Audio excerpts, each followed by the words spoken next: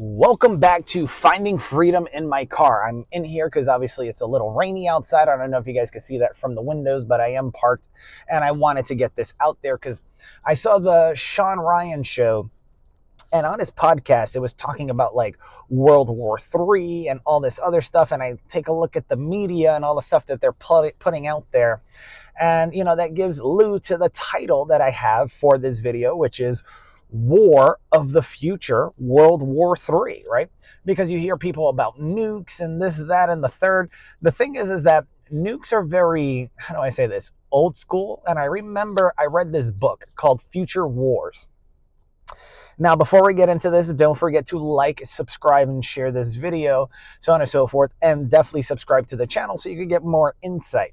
But let's get back into it. So I used to read a lot. I still read a lot. Sometimes it's more so audiobooks, and I listen to things now and then. Whenever I get the chance, I'll go to a bookstore and I'll read, a couple books or whatever, or a library. But on the Shawn Ryan show, they were talking about World War III along with a couple other things, and I was just like, this is insane, right? Because the gentleman he was talking to was a literal genius. He was in Mensa, if I remember correctly. And for those of you who don't know what Mensa is, it's a high IQ society. I think there's several people in there. Obviously, I don't think I know. And then, of course, if you follow people like Ty Lopez, who is a social media influencer, he had the Here in My Garage video. He's also a part of Mensa, which is the high IQ society. And I think Michael Sartain, I think, is in there. Or maybe he's just smart because he went to the Air Force. I have no idea. But, these are intelligent people, needless to say, and they're talking about World War III. And one of the books I read, as I mentioned, was called Future Wars. And it stated that the future of war would not be fought with traditional weaponry that we're used to, right? So you have guns, you have nukes, and all these other things. It literally categorized it into 3 sections. And it ironically was on the Shawn Ryan Show podcast as he's interviewing. And so the 3 areas were biological, chemical, and economical, right? And I was like, or no, yeah, the 3 areas in the book were biological, chemical, and technological. Sorry. Economical was in the podcast. Technological was in the book. So let's start off with biological, right? So biological warfare would normally deem, and if I remember correctly, the gentleman's name was Michael Lester. But it would normally mean like a virus, fungus, what else do I have here? Bacteria, etc., right? So this is biological warfare, right? We had COVID-19, etc., a virus, so on and so forth. That's like a proxy mini war or whatever, right? Biological, right? And it's one of those things where it's like, well, if that affected the whole world, and they're talking about World War III, if that were to be a lot worse, people wouldn't be healthy enough to set nukes off to begin with, right? So I just think about things like that, because if they're concerned about their family members or other people whom are sick, then their mind is going to be elsewhere. Now they just got to point the finger as to whom we should attack, etc. And that's not proper, because the fact of biological warfare is you don't know that it's happening until the hospitals are packed, right? Just like with COVID, it may show up 1 or 2 incidences, but it's not until hospitals are seeing it across the nation, and or, it's being reflected in the media, and now, people have to respond to it accordingly. By that time, it's a little bit too late and it's spreading. Remember, biological warfare is something that is contagious, a virus, bacteria, fungi, mold, so on and so forth, right? So think about it like that. Then you have, in the show, they talked about economic war, right? So you want to desupply, devalue, and defund, which is all said in the media, right? The 3 Ds of death of a business, of a country, etc., right? You desupply them, right? Cut off resources, logistic supply chain. That's their supply. You desupply them. No more ammunition, no more grain, no more wheat, no more medicine, etc. They have to be self-reliant, and that puts stress on the structure. Devalue, when it comes to the economics of it, you change the value of the world currency that everyone is accepting to something that is looked at or perceived as lesser value, right? So something that has like a 7-to-1 ratio, and now that's flip flopped, right? So the US, for every $1, let's say you have 10 won or 10 pesos or 10 real or whatever the case may be.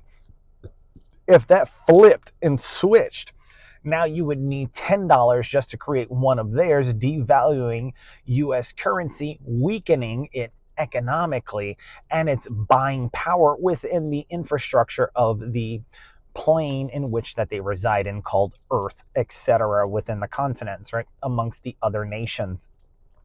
So that's another way of attack. In the book, it was technological, right? So attacking people's power grids, going after their technology, their Wi-Fi, their satellite signals, right? You can't do much without power, and backup generators only last but so long.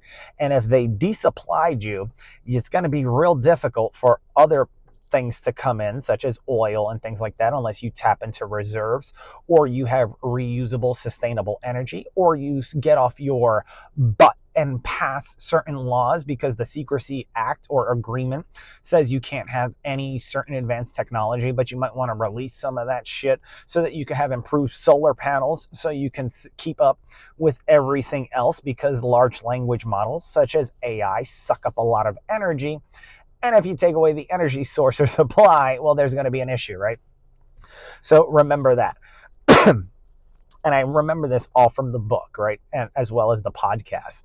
So think about it. First, we go and we start to destabilize something, right? So let's talk about this for a second, right? We talked about biological, we talked economical, then we talked about technological. Let's tap into the last one and orchestrate a little doomsday scenario or a what if, right? Because that's what the media is feeding. Negativity feeds into it. I just like to provide a buffer or a way of thinking better. If you sing class, you know what I'm speaking about. But a way of thinking better in order to mitigate certain situations, to get people prepared and ready to have that mindset so they can say, okay, I heard this before, this is what I would do. Similar to like what Tim Ferriss does with fear setting, right? You have 3 columns. And I remember him stating this with Marie Forleo. And then I went to go research it, and I included it when I worked with companies, helping them grow exponentially in marketing to generate more revenue, so on and so forth. Focusing on performance and growth and conversion rate optimization. So in the first column, you put all the things that can go wrong within your business that can hinder it, so on and so forth. In the second column, you put ways that you can prevent those things from happening. And then in the third column, ways to recover from it, if I remember correctly, and I think that is correct. That way you have somewhat of a standardized operations procedure, or an SOP, right? Standard operating procedure. If this happens, do this, because this was supposed to prevent it. But if this didn't prevent it, this is how you recover from it. And if you're getting anything out of this video, please do not forget to like, subscribe, and share it with everybody. Now let's get into this, right? So last but not least, chemical. So chemical is gases, powder, liquid, etc., right? They're fast and they're direct. Whereas bio is, how do I say this, delayed and contagious, right? And seen afterwards. So think of biological warfare as the germs, right? So if you have germs, then you are in a biological war, right? If it's chemicals, because it's fast and direct, so on and so forth, or specific, then it's chemical, right? And if it's not contagious, it's more than likely on the chemical side versus biological side. If it's contagious, it's on the biological side because it affects the body. Not to say that chemicals don't affect the body, it's just more specific and not contagious. So now let's put this together, right? So we covered biological, chemical, technological, and economics, right? Let's start with economics, which has already been happening. We already had a proxy of COVID. Don't have to worry about that. But the economics are getting hit right now, right? Everything from tariffs to trade and whatever else is being portrayed in the media, so on and so forth. So what did I state earlier? Desupply, devalue, and defund. Well, they're stating defund the police and defund the military, defund all these other things. That's great, so on and so forth to a certain extent. Then you have devalue. When it comes to OPEC and everything like that, with the oil trades and how people utilize the US dollar in comparison to the won, the real, the rupee, the ruble, the franc, the pound, sterling, the euro, the yen, and a couple others. There's a difference within currency conversion, right? If that were to flip and now the value of a dollar, let's say, gets converted to the value of a peso, which in certain Latin countries, one US dollar is 20 pesos in their country. What if that got flipped? What if you needed 20 US dollars just to create one peso in that country, right? Or one won, or 1 yen, right? Then you're going to be in a very bad situation because your buying power just shrunk, as well as those of your civilians, as well as those of your pedestrians, as well as the military, as well as the law enforcement that you just happen to also defund, so on and so forth, which means they're probably going to look the other way, especially if they get a kickback, which is probably going to also leak over into the medical field because people, well, need money and they have a lot of loans. So it's going to lead to a lot of bad things happening and snowballing. Then you have to remember we had COVID. COVID was biological. It was contagious. It was a virus, so on and so forth. What happens if something like that happens again, whether it's a bacteria, a virus, or a fungus, that comes in through, let's say, a food supply, so on and so forth, or through another person traveling, right? Somebody can spread something one way through a plane because you're in a condensed tube, right? A tube steak, that's what I like to call it sometimes. And so once you're in that canister, it's close, tight space. Now you go into a large city like San Francisco or whatever, and everybody that was on that plane that got exposed now spreads that at least to 3 or 4 people, and it will spread dramatically. Who knows if they have a connecting flight to, like, let's say Chicago or Dallas, right? And then it spreads from there. Now you have defunded law enforcement, so they're not going to be paying attention because they're trying to make more money, trying to get ahead in life because everything just got kicked back thanks to whomever is in power creating that financial disaster. Then you have desupply, right?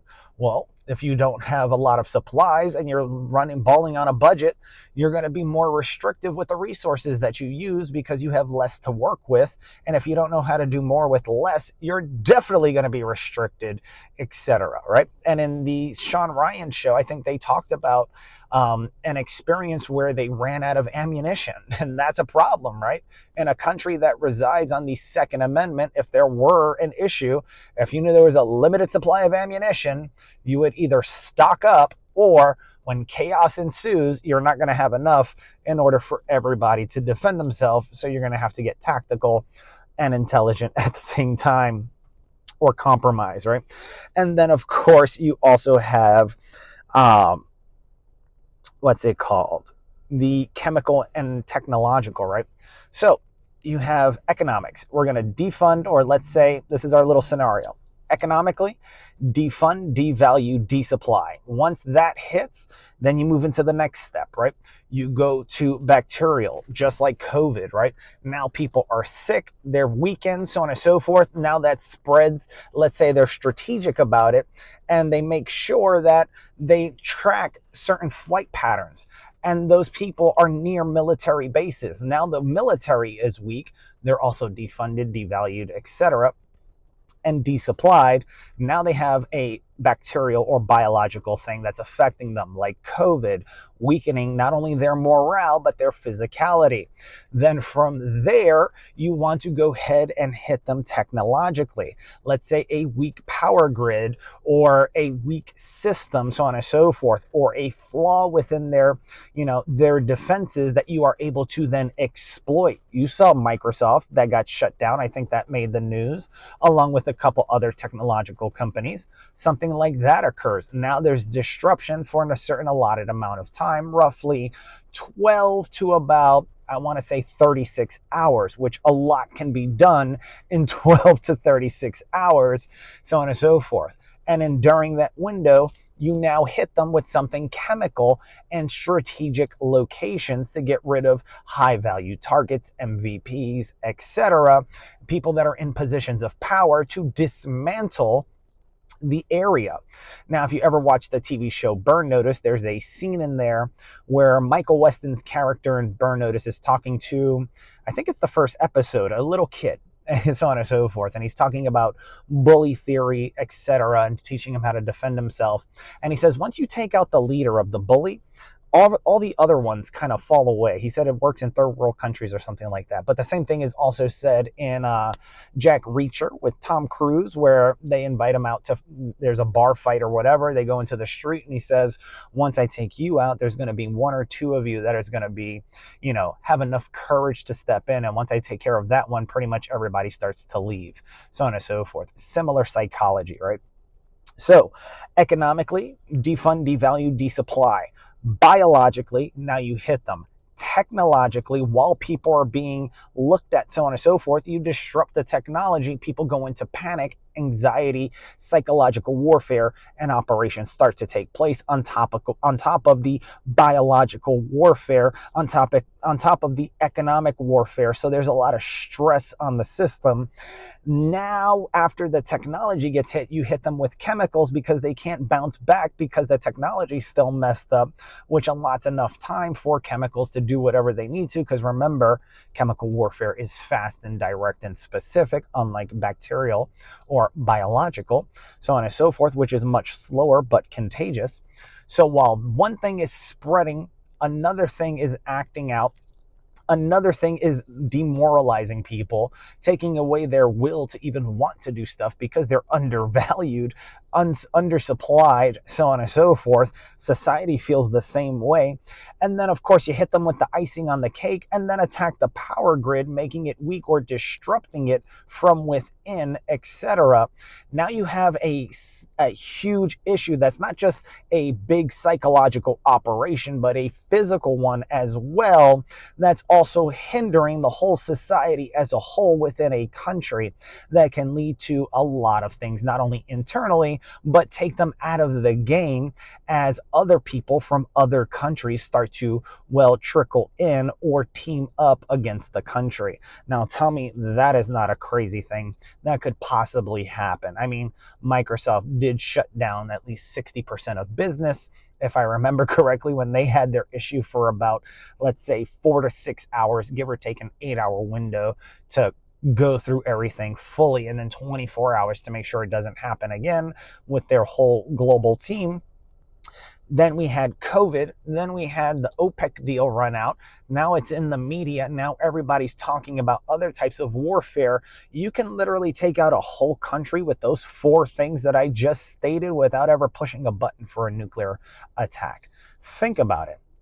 If they don't have anybody to push the button, then nobody could push the button. If you've seen Rush Hour, I think it's Rush Hour 2 or Rush Hour 1, where the little girl's like, yeah, push the button, so on and so forth, right? If there's nobody to push the button, you can't push the button, homie. And if you can't push the button, there's an issue, right? Meaning you're going to be pulled somewhere else because they're going to be trying to figure out where everything came from. And if it's a biological and a trifecta, not a trifecta, quadfecta, a quad effect, quad meaning 4, right? Like the Quattro from Audi Quattro, right? Quattro or Cuatro, Spanish for 4.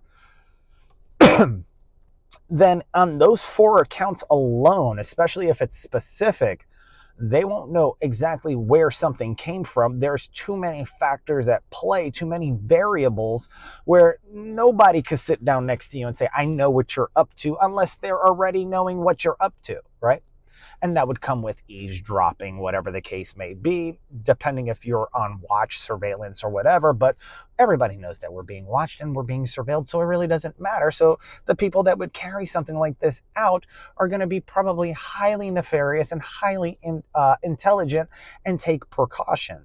So think about that think about ways to prevent it. If you got anything out of this, other than anxiety and so on and so forth, forgive me. I was just trying to give a scenario, but there's ways to mitigate it, right? Build vertical farms, have sustainable systems that are reusable and renewable, so on and so forth. Mainly reusable, solar, wind energy, so on and so forth. Hydro plants, vertical farming with indoor warehouses, tiered, so on and so forth, to make sure that the food and water supply are safe. Because remember, once you defund a country and desupply it, if you limit access to food, limit access to other resources, they're going to be balling on a budget like everybody else. And then once you devalue their currency, they are definitely going to be balling on a budget like everybody else.